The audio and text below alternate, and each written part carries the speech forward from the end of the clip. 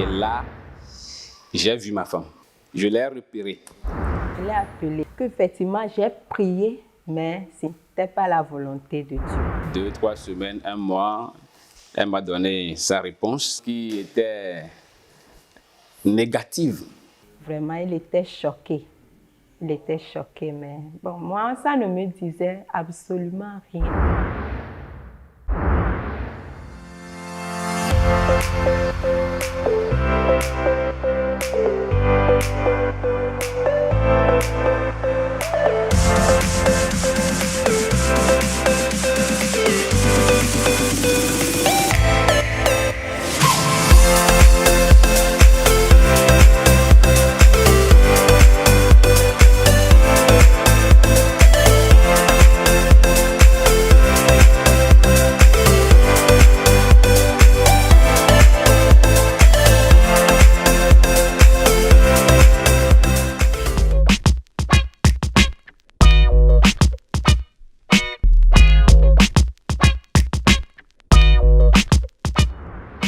Après l'acceptation de la proposition de la sœur Monique, vraiment nous avons saisi Dieu pour pouvoir entrer dans le mariage.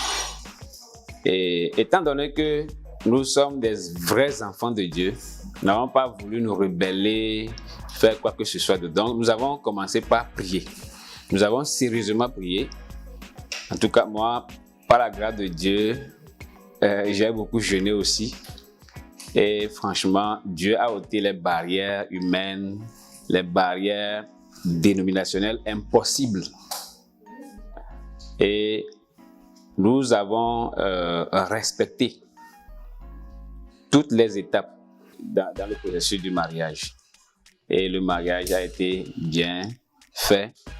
Et c'était vraiment, bon, humainement, un mariage réussi. C'est un grand mariage. Bon, et nous l'espérons que devant Dieu aussi, ça a été un grand mariage. Après le mariage, les premiers jours, c'était comme le paradis. Il y avait vraiment de l'amour. C'était vraiment les jours de miel. Après ces premiers jours, les problèmes ont commencé. Il y a eu de temps en temps quelques malentendus qui étaient réglés dans la prière, dans la concertation, dans les dialogues. C'est-à-dire on s'asseyait, on dialoguait pour se comprendre, etc. Bon, au niveau de ma femme, elle s'importait vite. Donc, il fallait que vraiment je m'arme de beaucoup de patience pour pouvoir régler les choses. Et Dieu merci, elle aussi, bon, il suffit que tu t'approches d'elle avec Dieu et puis c'est fini, tout est réglé. Un autre défi majeur était mon relâchement spirituel. Et cela vraiment a ouvert une brèche à l'ennemi. L'ennemi a frappé Dieu. L'ennemi voulait donner un coup fatal à notre mariage. Et qu'est-ce qui s'était passé? J'avais commencé par avoir des sentiments envers une collègue de service. Mon cœur a commencé par dérailler. C'était une attaque. Il y avait le désir de commettre le péché d'adultère. Et ça a affecté notre relation. Et comme elle est une femme de prière, elle prie beaucoup, Dieu le lui a révélé. Et un jour, bon, en prière, elle m'a demandé, je n'ai pas nié, je lui ai confessé ce péché-là. Et c'était un coup dur pour elle parce que c'est quelque chose à laquelle elle ne s'entendait pas. C'était un coup dur pour elle, mais par la grâce de Dieu aussi, ça s'était bien géré. Et je suis allé confesser cela à un homme que j'ai pu qualifier de grand homme de Dieu, très déterminé dans ma vie. Et il m'a dit, mon frère, tu as reçu une attaque. Il a compris parce que à un moment donné, la chose était telle que je n'étais plus moi-même au contrôle de mes sentiments. Donc, il a compris que c'est le diable qui voulait détruire notre foyer. Et en plus de ça, j'ai mon frère de disciple aussi. Et je suis allé lui confesser, il a prié pour moi. Et Dieu nous a délivrés. Dieu nous a délivrés de cela. Et j'ajouterai pour toujours, parce que par sa grâce, cela n'arrivera plus jamais. Et bon, ça c'était une grande victoire que Dieu a remportée pour nous. Et bon, en ce qui concerne le caractère, tout ça là, à chaque fois, par la prière, beaucoup de choses se corrigeaient. On n'a jamais été en famille avec un problème quelconque de notre foyer. Ok, pour ajouter à ce que mon mari vient de dire, c'est que les premiers jours, vraiment, j'étais heureuse d'être avec un homme qui craint Dieu. Il y avait cette crainte de Dieu-là qui était en lui. C'était la scène qu'il ne peut pas prier sans pardonner la moindre erreur que je faisais. Donc, j'étais en quelque sorte dorlotée. Quand il y a un petit souci, il doit régler ça. Même si c'est moi qui ai tort, il vient, il règle avant de pouvoir prier. Donc, ça fait que j'étais tellement à l'aise. Je le croyais tellement fort que moi aussi j'avais baissé dans la prière pour lui. Et cet incident dont il a parlé est arrivé. C'était un coup très dur. C'est-à-dire que c'était pour moi un cauchemar.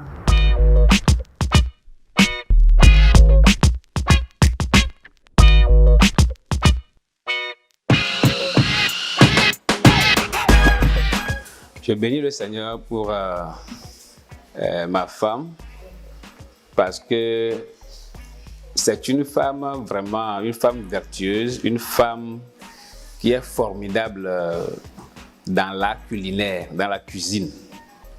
Et franchement, j'apprécie beaucoup ses repas, ses sauces.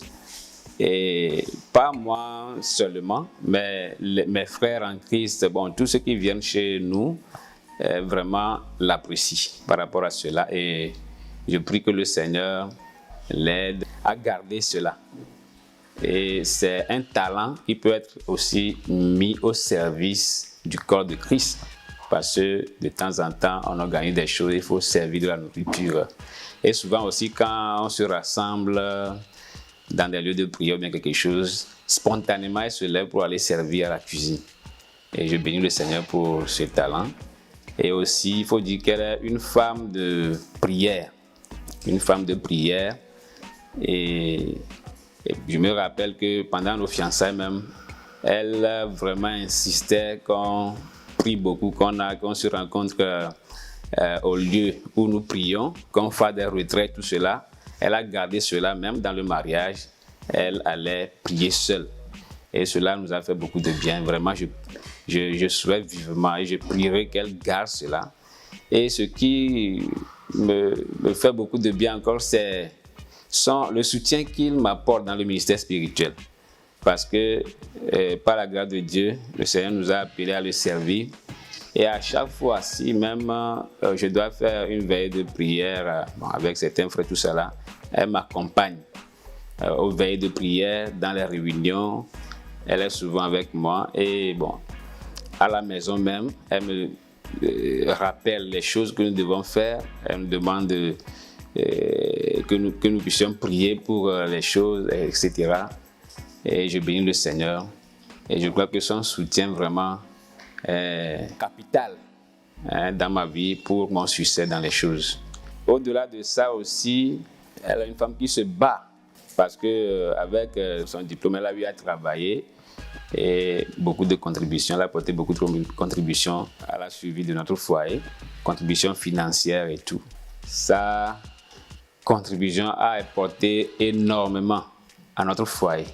Et jusqu'au jour d'aujourd'hui, par la grâce de Dieu, elle est plus disponible maintenant à la maison qu'avant, mais elle gère une boutique. Et je bénis le Seigneur pour cela. Aujourd'hui, nous sommes dans un moment un peu spécial de coronavirus qui est en train de sévir. Et nous, les fonctionnaires, nos activités ont un peu diminué, nos sorties dans les ateliers, tout ça là qui nous rapporte un peu, ont diminué, mais bon, même si je n'ai rien, je sais qu'à la maison, il y a quelque chose qui va Que Dieu soit loué vraiment pour cela. Du point de vue spirituel, c'est qu'elle est vraiment prédisposée à suivre Dieu, à recevoir de Dieu. C'est bon, ce qui fait que quand le Seigneur nous conduit dans les hauteurs, dans les progrès, elle suit. Elle reçoit vite, son cœur est prédisposé pour recevoir les choses divines. Et c'est vraiment une bonne chose pour notre foyer, pour Dieu, pour notre foyer et pour moi. Et je souhaite qu'elle garde ces choses. En tout cas, comme seul Dieu est parfait, bon, nous les chrétiens, nous avons la perfection de Dieu. Mais de temps en temps, nos imperfections se manifestent. C'est sa rapidité à s'emporter, à s'enflammer dans certaines situations. Déjà, même, elle a fait beaucoup de progrès par rapport à ça. Mais je souhaite vivement qu'elle continue, qu'elle se bat jusqu'à éradiquer ce comportement. Je félicite beaucoup mon mari parce qu'il a fait beaucoup de progrès avec le Seigneur. C'est quelqu'un qui est très profond. Quelqu'un de patient. J'aimerais qu'il garde cette patience. Devant chaque situation, je reconnais que moi, je m'enflamme. Mais lui, il garde toujours la patience. Je me demande d'où lui vient cette force-là. Il est toujours patient devant les situations. Et je voudrais qu'il garde soigneusement ça. Et la crainte de Dieu. Parce qu'avec cette crainte de Dieu qu'il a, je me sens en sécurité. Je suis au repos. La Bible dit que c'est avec la crainte de Dieu qu'on règle le mal, qu'on règle le péché. Donc, la crainte de Dieu qu'il a me donne l'assurance. On n'est pas ensemble tous les jours. Il travaille dans une autre ville. Le lundi, quand il part, c'est parti pour le vendredi soir. Mais c'est-à-dire que je suis tellement au repos par rapport à lui. Donc, qu'il garde cette crainte de Dieu, sa patience, sa profondeur avec Dieu. Maintenant, ce que je voudrais qu'il corrige, ou bien ce que je voudrais qu'il fasse, c'est qu'il avait fait ça quand on était dans les fiançailles. Il était très romantique, mais ça a disparu complètement. Ça me manque tellement. Je voudrais qu'il revienne à ça. Je voudrais qu'il soit romantique. C'est-à-dire qu'il trouve un temps juste pour moi seule. En fait, je ne sais pas si c'est de l'égoïsme ou bien, mais j'en ai besoin.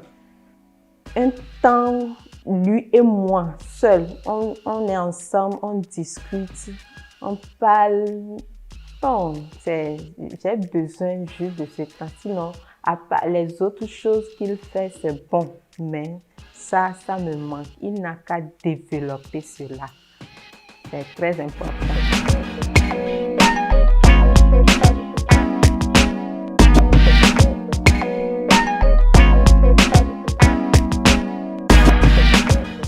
Si nous avons pu tenir jusqu'à ce jour, si nous allons tenir jusqu'à la fin, c'est Dieu qui est notre plus grand secret. En tout cas, moi, mon plus grand secret, c'est Dieu. D'abord par les souffrances qu'il m'a donné de traverser pendant un moment de célibat et de chômage. J'ai appris beaucoup de choses. Parce que j'avais eu assez de temps disponible pour chercher Dieu, pour prier, pour apprendre beaucoup de choses, pour être formé comme un véritable disciple de Jésus-Christ.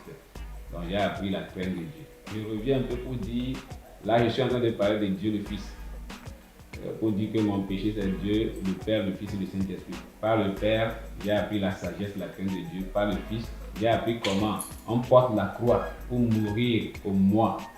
Le Saint-Esprit aussi, qui me convainc de péché. Parce que quand je fais des bêtises, je gaffe. En tant que chef de foyer, chef de famille, je pouvais être orgueilleux pour aller demander pardon, tout ça là, mais le Saint-Esprit me convainc et j'accepte m'humilier pour demander pardon à ma femme. Même si c'est un enfant, regardez, je le fais. Et je pense que cela m'a beaucoup sauvé de beaucoup de situations. En tout cas, sans Dieu, nous aurions eu tellement de problèmes. C'est Dieu vraiment qui est notre secret, qui est notre base. pour ajouter à cela, je dirais qu'il y a aussi le pardon. On se pardonne mutuellement. Il me pardonne. J'ai appris le pardon vraiment chez lui parce qu'il ne garde rien. Surtout quand il doit aller prier, il vient toujours, on règle les différends qu'il y a entre nous. Donc, le pardon, les multiples pardons et les multiples réconciliations ont sauvé notre foyer, ont été le secret de notre réussite. Et je voudrais parler aussi du dialogue. On discute tellement, surtout quand il revient les vendredis soirs. On peut parler jusqu'à 2 heures du matin avant de nous coucher. On discute de tout et de rien. Donc, il n'y a pas de secret. Je remercie le Seigneur pour ça. Il n'y a aucun secret entre nous. Rien, il n'y a rien qu'il me cache. Il est à nu, même dans les fiançailles. Il m'a tout montré, il ne m'a rien caché. Donc, il ne me cache rien. J'ai appris ça de lui. Moi aussi, je lui dis tout. Tout ce qu'il y a comme défi dans ma vie, je lui dis tout. Donc, on se dit tout. Quand il y a des problèmes, on se pardonne. On se dit des vérités. Des fois, il me dit certaines vérités qui me font très mal. Mais quand je rentre en moi-même, je découvre que c'est la vérité. Moi aussi, je lui dis la vérité. Et on se pardonne et on se réconcilie. Souvent, très souvent. Et toujours même, je pourrais dire toujours, on se pardonne et on fait la réconciliation. Donc, c'est ça le secret de notre réussite.